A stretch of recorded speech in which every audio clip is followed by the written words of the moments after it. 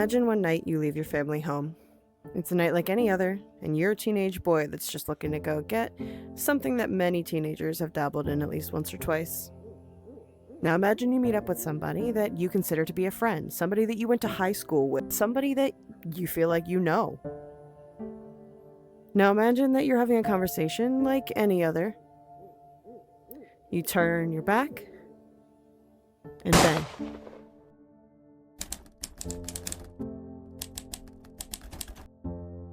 By his senior year at Holy Ghost Prep, Cosmo seemed like a promising youth. He served on Bensalem's anti-drug and alcohol task force and even won an award for rebuilding a local church. But beneath the surface, darkness was growing. In May of 2016, a serious ATV crash on his family's 90-acre farm in New Hope left him with physical and emotional scars. He began taking antidepressants, ballooning in weight, and spiraling into delusions and paranoia.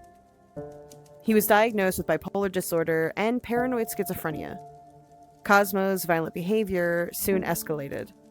He assaulted his parents, hallucinated, and once told doctors if I had a gun, I'd kill them all. Despite everything, his parents, who were wealthy business owners, shielded him. With over 30 police encounters, Cosmo was never charged. His social media became unhinged, filled with innuendos, threats, and even photos of his guns. He was obsessed with body disposal and seemed to have an interest in cartel violence. Meanwhile, Sean Kratz, Cosmo's cousin from Philadelphia, had his own troubled past. In 2016, he threatened to kill his siblings and was committed to a psychiatric hospital. July 5th, 2017. Jimmy Patrick, age 19, left his Newtown home to meet a friend. He told his grandparents he was going to Chick-fil-A, but then he never returned. A college student on the dean's list at Loyola University, Jimmy was responsible and reliable. His disappearance sent shockwaves through his family. By July 6th, Jimmy still hadn't returned. His grandmother had sent 22 unanswered texts. This was incredibly unusual. Police initially dismissed the case, citing that it hadn't been 24 hours since the disappearance, but the family had hired a private investigator. Soon, they learned that another boy was missing under similar circumstances. On July 7th, Dean Finicario, also age 19, disappeared from his Middletown Township home. Officer Megan Freer took the report. Dean had recently landed a job at Richmond's Ice Cream and was trying to turn his life around. But his life had been turbulent. His record included at least 15 prior arrests or citations by the age of 18. He had previously spent time in juvenile detention, but to those close to him, he was more than his record. Officer Freer later told reporters that Dean had some rough years, but he was making real efforts. You could see that he wanted to change. He had a job. He was showing up. That mattered. Freer decided to check into his social circle. One name that came up was seemingly familiar: Cosmo DiNardo. Dean and Cosmo had been connected through a shared love of off-roading and ATVs on the DiNardo family farm.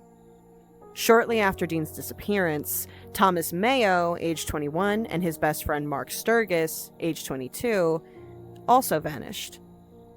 The two were working a landscaping job together and were seemingly inseparable. Thomas was also a type 1 diabetic. It started with the discovery of a shed on a seemingly abandoned property owned by the DiNardos in Solebury. Officer Forrester, one of the first to follow up on the leads at the DiNardo farm, said that when he saw the shed, he had a gut feeling. Something wasn't right. Officer Forrester, during the investigation, made the decision to return to the farm. He was not able to get that shed out of his mind. He knew something was wrong there, and he was going to figure it out. And found out he did. Upon prying open the doors of the shed, a huge discovery was made. On Sunday, July 9th, Officer Forrester explored the DiNardo's Solebury property, and in that abandoned shed, he found a hidden car that belonged to Thomas Mayo. Inside were Mayo's diabetic supplies. His keys and title were bizarrely pinned to the wall by the door. Forrester was quick to report the discovery to his fellow police officers. It was several hours before Cosmo and his family showed up to speak to investigators willingly, seemingly as a sign of good faith from the family. Upon inspection of local surveillance and other resources, investigators did discover that Cosmo had been in contact with all 4 of the missing boys. He claimed he was fishing during the time of the disappearances, but his alibi was contradicted by the fact that his GPS placed his truck where Mark and Thomas had disappeared. Without solid evidence, though, they were not able to hold him, and Cosmo was released from police custody. On July 10th, Cosmo was arrested for illegal possession of a firearm. Due to the fact that he had documented mental illness, he was barred from owning any guns. Allegedly, his parents were aware of his concerningly large gun collection, but did nothing to prevent him from owning these firearms. His father even posted the $100,000 bail shortly after his arrest, allowing this potentially dangerous individual back on the streets. This caused concern and worry among the residents of Bucks County. Days passed with no new leads, and investigators began a vast search of the 90-acre property in Salisbury, where the 4 boys were assumed to be, based on their last cell phone pings. It's now July 12th, 2017. After days of tirelessly searching, investigators made a chilling discovery. A disturbed patch of dirt and rocks on the DiNardo farm. Something about it looked unnatural, out of place.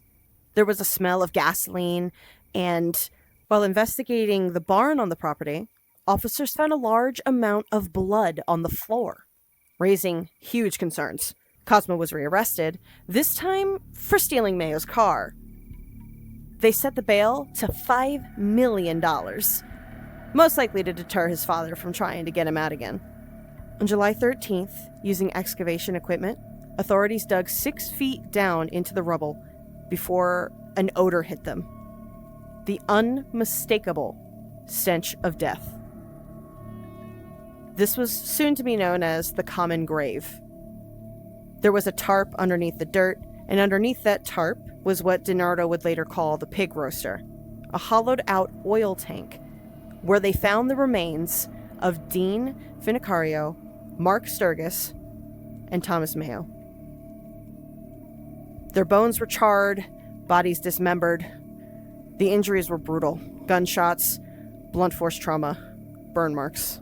Mayo's remains were identified in part by a metal plate that had been in his ankle. And yet Jimmy Patrick was still missing.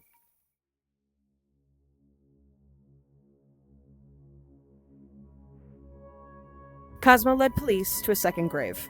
A quarter mile from the main site, that's where they found Jimmy Patrick, buried alone with a bullet wound to the head.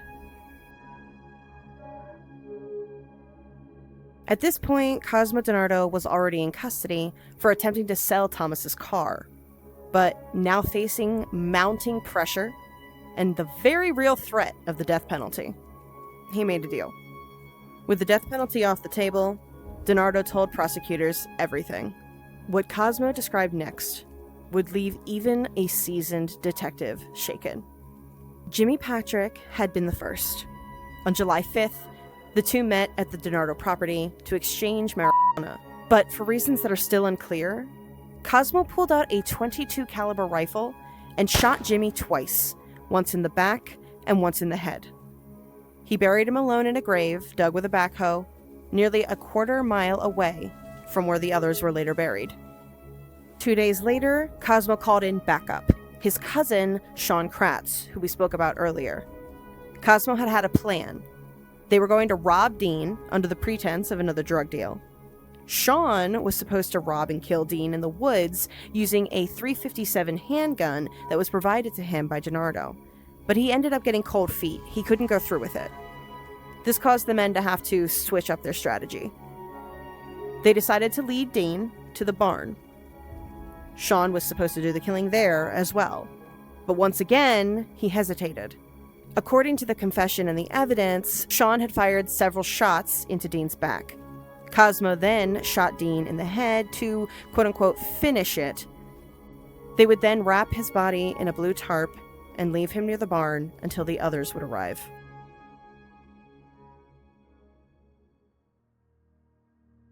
Later, Cosmo lured Mayo and Sturgis to the farm under the guise of yet another drug deal. As they exited the vehicle, Cosmo suddenly opened fire, hitting Mayo first, not killing him, but instead paralyzing him. He then turned the gun on Mark. He emptied the magazine into him. DiNardo then retrieved a backhoe and ran Mayo over, tragically and brutally killing him. The cousins loaded the bodies into what was later known as the pig roaster, doused them in gasoline, and lit them on fire. Sean was later quoted stating he had turned into an animal. It was like watching someone become something else. Despite his cooperation, Cosmo showed little true remorse. He told detectives that he didn't know why he did it. He just did. Sean initially denied pulling the trigger, claiming that Cosmo had threatened him. But 9 months later, he did end up admitting to killing Dean.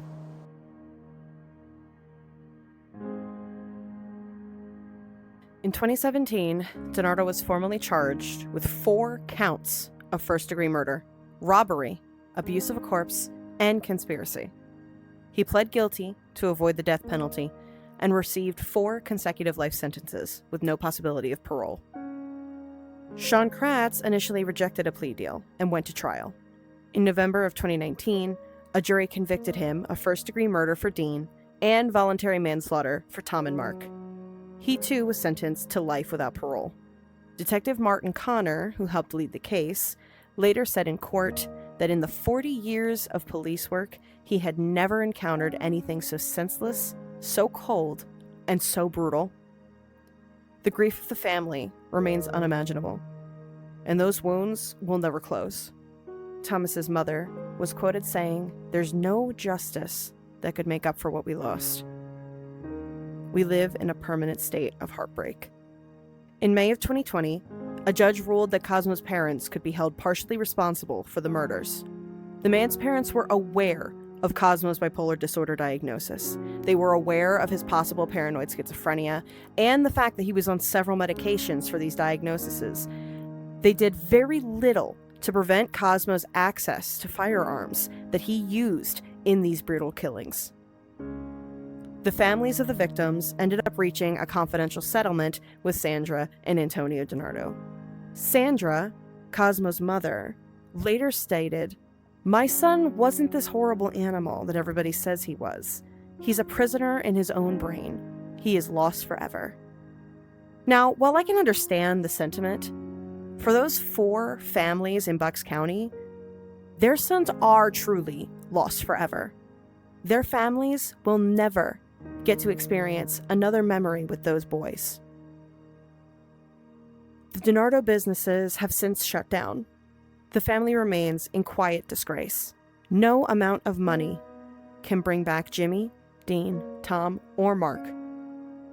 Their story serves as a chilling reminder of what happens when warning signs are ignored and privilege outweighs justice. I want to take a moment to remember the victims of this case. Jimmy, Dean, Tom, and Mark were taken way too early.